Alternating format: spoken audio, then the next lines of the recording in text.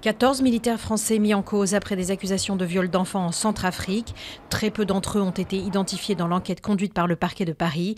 Les mineurs âgés de 9 à 13 ans seraient au nombre de 6, dont 4 se disent victimes directes.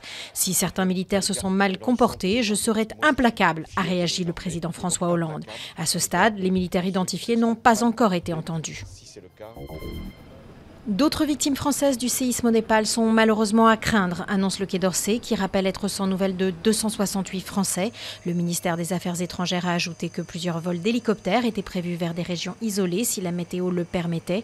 Sur place, les recherches continuaient avec parfois de bonnes nouvelles. Un adolescent de 15 ans a été sorti vivant des décombres d'une pension de Katmandou, 5 jours après le séisme. Prison à vie pour les 10 hommes jugés pour la tentative d'assassinat de Malala en 2012. La jeune militante pour le droit à l'éducation, alors âgée de 15 ans, avait réchappé in extremis à cette tentative de meurtre des talibans pakistanais. Une balle dans la tête, elle avait été évacuée d'urgence en Grande-Bretagne. Une attaque qui l'avait aussitôt propulsée, icône mondiale de la lutte contre l'extrémisme.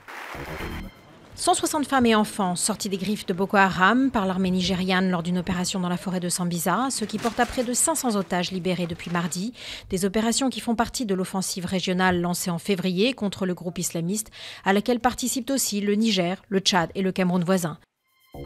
À Munich, ville berceau du mouvement hitlérien, un musée consacré au nazisme ouvre ses portes. Héritage complexe pour la capitale bavaroise, le projet a longtemps été retardé. Son inauguration aujourd'hui coïncide avec le 70e anniversaire de la libération de la ville par les troupes américaines. C'est également le 30 avril qu'Adolf Hitler mettait fin à ses jours dans son bunker berlinois en 1945.